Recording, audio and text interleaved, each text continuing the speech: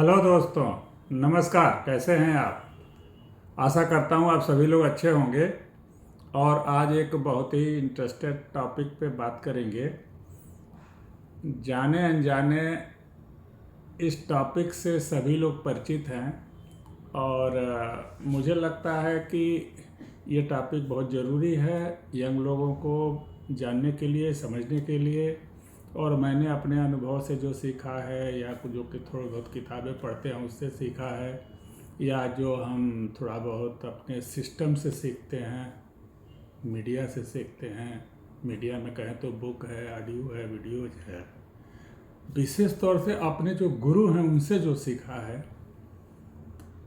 तो उससे मैंने जो चीज़ थोड़ा बहुत सीखा है उससे कुछ पॉइंट आपसे बात शेयर करेंगे। आप भी इसके ऊपर कुछ कमेंट दीजिएगा, और कमेंट देते हुए आप जो है हमें ये बताइएगा कि आप इसके बारे में क्या सोचते हैं। और आज का टॉपिक है, इंटरेस्टेड टॉपिक है कि गरीब कैसे बना जाए, या गरीब बनने का सबसे शानदार तरीका। तो आइए, गरीब बनने का सबसे शानदार तरीका जानने से पहले ये जानें कि गरीबी या अमीरी किस चीज़ पे ज़्यादातर डिपेंड करती है। देखिए, गरीबी और अमीरी तीन शब्दों के बीच ही घूमती फिरती है। और चाहे कोई गरीब हो या चाहे कोई अमीर हो, जैसा कि हम फाइनेंशियल टर्म में बता रहे हैं, तो वह इन्हीं तीन शब्दों के बीच में अपना चक्कर लगाता है। अगर वो सही दिशा में चक्कर लगाता है तो अमीरी प्राप्त करता है, और उसका अगर चक्कर गलत है या उल्टी दिशा में है तो वह अमीर। चक्कर एक ही है, बस क्या दिशा है उसका निर्धारण करेगा कि हमारे जीवन में कितनी अमीरी है और कितनी गरीबी है। और वो तीन शब्द हैं। पहला है कमाई, अर्निंग। दूसरा है सेविंग, और तीसरा है निवेश या इन्वेस्टमेंट। और ये कमाई, सेविंग और इन्वेस्टमेंट, ये जो चक्कर है, इसी को अगर हम इस दिशा में घुमा दें तो अपने जीवन में, मतलब कमाई, सेविंग एंड निवेश, इस चक्र में ऐसे घूमते रहेंगे तो हमें अमीरी प्राप्त होगी। और अगर इस चक्र को उल्टा कर दें, यानी कमाई, खर्चा, फिर बचत और फिर निवेश, तो ये उल्टा हो जाएगा। तो ये थोड़ा सा आपको हमको या किसी को भी, क्योंकि सिद्धांत है ये। तो आइए हम आज बात करते हैं कि हम गरीब कैसे हो सकते हैं, या गरीब बनने के शानदार तरीके। तो ये चीज़ मैं बताने से पहले आपसे एक अनुरोध करूंगा कि आप मेरे चैनल को सब्सक्राइब कर लें, क्योंकि अगर आप सब्सक्राइब कर लेंगे तो हमारी वीडियोज़ आपके पास पहले पहुंच जाएंगी और आप जल्दी से देख लेंगे। और अगर कुछ बात अच्छी लगती है, मेरी बात अच्छी लगती है, तो कोई भी बात अच्छी लगती हो तो लाइक का बटन दबा दें, जिससे मेरा हौसला बढ़ता है, मेरा खून बढ़ जाता है। और अपना कमेंट दें ताकि हम लोग वार्तालाप के दौरान एक दूसरे को सीखते सिखाते हुए आगे बढ़ें। मैं भी कोई एक्सपर्ट नहीं हूँ, और अगर आपको थोड़ा सा अनुभव है, कोई एक्सपीरियंस है, तो आप जब हमें शेयर करेंगे तो उस अनुभव से हम भी सीखेंगे। और चौथा जो चीज़ है कि आप अपने लोगों को शेयर करें जिनको इस वीडियो की ज़रूरत है। तो आइए, गरीबी का या गरीब बनने के शानदार तरीकों के बात करेंगे, और 9 तरह की ऐसी बात करेंगे जिसको हम अगर ईमानदारी से फॉलो करें तो निश्चित रूप से गरीब हो जाएंगे। और जिसमें पहला है पे इन योर सेल्फ लास्ट। यानी जब भी आप कमाई करते हैं, कमाई तो करना तो जरूरी है। अमीर बनने के लिए बिना कमाई किए अमीर नहीं बन सकते, इसलिए कमाई तो करते हैं, चाहे नौकरी करते हैं, चाहे प्रोफेशनल हैं, चाहे बिजनेस करते हैं, चाहे निवेश करते हैं, जो भी करते हैं, जैसे भी आपके पैसा कमाते हैं, 2 पैसे कमाते हैं, उस कमाई से जो मिलता है उससे अपने को सबसे लास्ट में देना। अपने को सबसे लास्ट में देने का मतलब क्या है? जैसे हम कोई चीज़ कमाते हैं, मान लीजिए हमारे पास 10,000 रुपये हर महीने की कमाई है, तो सबसे पहले हम दूसरों को देते हैं। दूसरों को किसको देते हैं? बैंक को देते हैं, दुकानदार को देते हैं, सब्जी वाले को देते हैं, यानी अपने खर्चों में विभिन्न लोगों को अपने जीवन चलाने के लिए देते हैं, अपने को नहीं देते हैं। और अपने देने का मतलब है कि कुछ ऐसे पैसे जो भविष्य के लिए निवेश कर दिए जाएं, उसको अपने को देना कहते हैं। तो एक सलाह ये होगी कि कम से कम 20% या 10%, 10%, अगर 20% हो तो और बेहतर है, लेकिन अगर कम से कम 10% अपनी जितनी कमाई है उसका पहले दिन ही निकाल दें बाहर। अब बचा 90%, उस 90% को ही समझें ये मेरी कमाई है और उसी में से जीवन चलाने की कोशिश करें, और आप चला भी लेंगे। ऐसा कभी नहीं हुआ है कि आपने अगर 10% निकाल दिया तो आपके जीवन वैसे ही चलेगा। ये केवल आदतों की समस्या है कि हम 100% में अपनी जीवन चलाते हैं। हम अपनी कमाई के 90%, 80%, पहले 20% निकाल करके उसको निवेश में डाल करके 80% ही समझे कि हमारी कमाई है, तो हम उसमें भी अपना जीवन चला लेंगे और उसी तरह से चलाएंगे जिस तरह से आज चल रहा है। तो पहली बात हो गई। दूसरा है कंफर्टेबल विद बैड डेब्ट, यानी कि खराब जो लोन है, खराब कर्जे हैं, उसके साथ कंफर्टेबल रहना, मज़े लेना। अब खराब कर्जे या खराब डेब्ट कैसे किसको कहते हैं? कोई भी ऐसा डेब्ट, कोई भी ऐसा कर्जा जो आपको आपके कंफर्टेबल लाइफ के लिए ली गई है और वह आपकी ज़रूरत से अगर थोड़ी भी ज़्यादा है तो वह एक खराब डेब्ट है, खराब कर्ज है। जैसे बैंक में लोग एप्पल वॉच खरीद लेते हैं कर्जों से, लोन पे, ईएमआई पे, मोबाइल खरीद लेते हैं ईएमआई पे, गाड़ी खरीद लेते हैं, जितनी ज़रूरत की गाड़ी है उससे बहुत बड़ी गाड़ी केवल अपनी शान शौकत के लिए खरीद लेते हैं, क्योंकि उसमें जब बैठेंगे तो उनका फीलिंग बहुत अच्छा रहेगा, इंस्टेंट ग्रेटिफिकेशन। तो इस फीलिंग को फील करने के लिए कर्जे पर एक बड़ी गाड़ी खरीद लेते हैं और उस बड़ी गाड़ी की ईएमआई हर महीने जाती है। इस तरह के कर्ज जो आपकी आवश्यकता से ज़्यादा बड़े हैं और जो आपकी लग्जरी पे करी गई हैं, वह एक ख़राब कर्ज होता है। जैसे क्रेडिट कार्ड का बिल, क्रेडिट कार्ड है, इस तरह की लग्जरी पे खरीदी गई अय्यासी या मौज मस्ती के सामान। बहुत सारे लोग तो कर्जे पर विदेशी ट्रिप कराते हैं। मैं आज तक ही नहीं समझ पाया कि कर्जे पर विदेशी यात्रा करना, कर्जे से लेकर के अपना बच्चों की शादी करना, कर्जों पे लेकर के आप पार्टी कर रहे हैं, ये खराब आदत है, गलत। ये गरीब बनने का पूरा तरीका है। तीसरा जो मैं आपको पॉइंट देना चाहूँगा वह है not having stock portfolio. Stock portfolio का कहने का मतलब है कुछ ऐसी बचत, कुछ ऐसी चीज़ें होनी चाहिए इंस्टेंट में, जिसको लिक्विड मनी भी कहते हैं, उसको आप थोड़ा सा होना चाहिए ताकि कभी कोई चीज़ ज़रूरत पड़े तो आप वहाँ से पैसे निकाल सकें और अपने काम कर सकें। और यहाँ पे भी बुद्धिमत्ता की ज़रूरत होती है, पैसा कैसे खर्च किया जाता है ये जानने की ज़रूरत है। चौथा है not knowing income and expense. देखिए, हम अच्छी तरह से ये नहीं जान पाते कि इनकम क्या होती है और एक्सपेंस क्या होता है। देखिए, एक्सपेंस और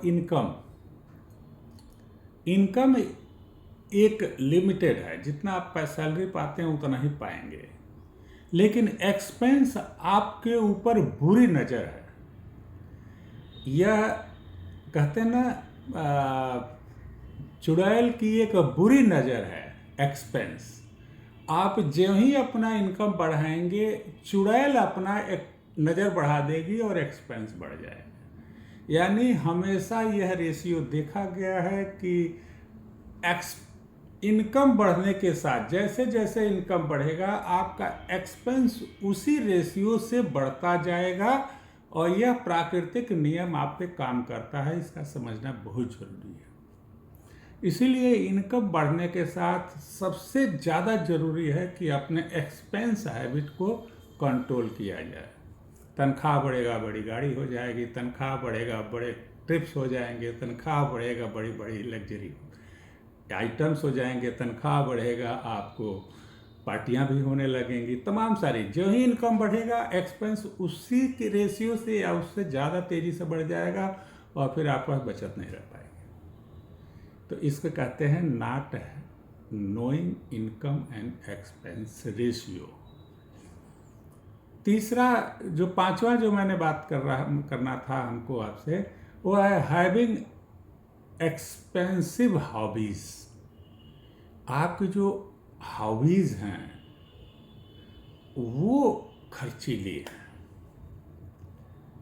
और इस पे आप जानते ही हैं हॉबी वो होती हैं जो हम अपने जीवन की शौक के लिए करते हैं, जो अपने हो सकता है कुछ लोग कहें ये हम अपने खुशियों के लिए करते हैं, लेकिन एक खुशियों के लिए करने का कोई भी खुशी जिसमें पैसा लगता है वह खुशी एक्सपेंसिव होती है, उस पर थोड़ा ध्यान देना चाहिए। कोई ऐसा शौक ना पाल लें जो आपको गरीब बनाने में पूरी तरह से आपकी मदद कर दे।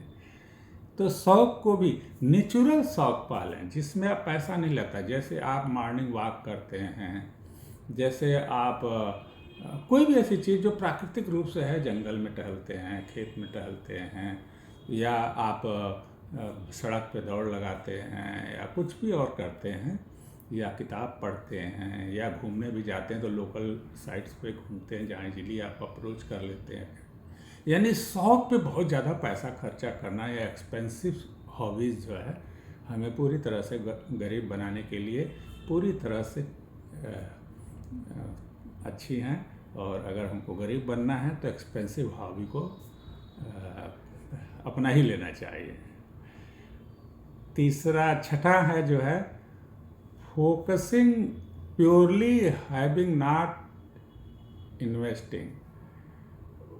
मतलब आप 100% केवल सेविंग पे ही फोकस कर लें और इन्वेस्ट पे ना करें। यानी पैसा सेव तो आप कर रहे हैं लेकिन इन्वेस्ट नहीं कर रहे हैं। जैसे आपके बैंक अकाउंट में मान लीजिए आपका 10 लाख रुपए है, तो बैंक अकाउंट आपको कितना इंटरेस्ट देगा? 6%, 7%, 8%, 10%,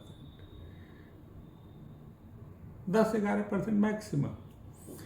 और अगर आप इसको फाइनेंशियल टर्म में एक्सप्लेन करें तो आप देखेंगे कि अगर आपका 10% ही पर आप इंटरेस्ट मिल रहा है तो 10% के इंटरेस्ट पे आपका 6%, 7% आपका जो है इन्फ्लेशन में कंज्यूम हो जाता है, और 3-4% प्रोसेसिंग में कंज्यूम हो जाता है, और कुछ एक पैसा जो बचता है उस पर आपको जब निकालेंगे तो इनकम टैक्स भी देना पड़ेगा। तो इस तरह से आपका यूँ कहें तो इन्फ्लेशन है, बैंक प्रोसेसिंग चार्ज हैं या बैंक की सर्विस चार्ज है, और साथ साथ आपका और भी जो है जैसे इनकम टैक्स है जो इसके उस पर टैक्स इंटरेस्ट पे इनकम टैक्स लग जाता है। तो अगर कुल मिला देंगे तो 10-12% हो जाता है। यानी बैंक में रखा पैसा चाहे जितनी देर तक रखें आपको फ़ायदा नहीं देगा, वह हमेशा घटता रहेगा। तो अच्छा है कि वहाँ से उसको निकालें और निकाल करके कहीं सही जगह पे उसको इन्वेस्ट कर दें ताकि वो कम से कम 20% से ज़्यादा ग्रोथ दे। अगर कोई भी पैसा लगाया हुआ पैसा आपको 15 से 20% से कम ग्रो कर रहा है तो वह आपको अमीर नहीं बना सकता है। सातवां जो चीज़ मैं कहना चाहूँगा, जो कई बार लीगल लगता है, कई बार इनलीगल लगता है, कि ज़्यादा टैक्स देना, हाई टैक्स। हमारे जीवन में हमारी कमाई का जो सबसे बड़ा खर्चा होता है वो टैक्स होता है। और सरकार बहुत सारी ऐसी प्रोग्राम बनाती है जो नियमतः अगर आप उस पर चलें तो आपको टैक्स का छूट मिलता है। और इस टैक्स की छूट का बेनिफिट जो सबसे ज़्यादा उठाते हैं उनको अमीर बनने में आसानी रहती है। इसके लिए आपको रॉबर्ट टी कियोसाकी के किताब जो पढ़ना होगा, कैश फ्लो क्वाड्रेंट, उसमें बताया गया है employ, self employ, business owner and investor. और जितने भी एम्प्लॉय, सेल्फ एम्प्लॉय होते हैं वो टैक्स ज़्यादा देते हैं, जितने भी बिजनेस ओनर होते हैं और इन्वेस्टर होते हैं वो टैक्स कम देते हैं। कॉरपोरेशन की ताकत समझना चाहिए। एम्प्लॉय और सेल्फ एम्प्लॉय पहले खर्चा कर लेते हैं, फिर जो पैसा बचता है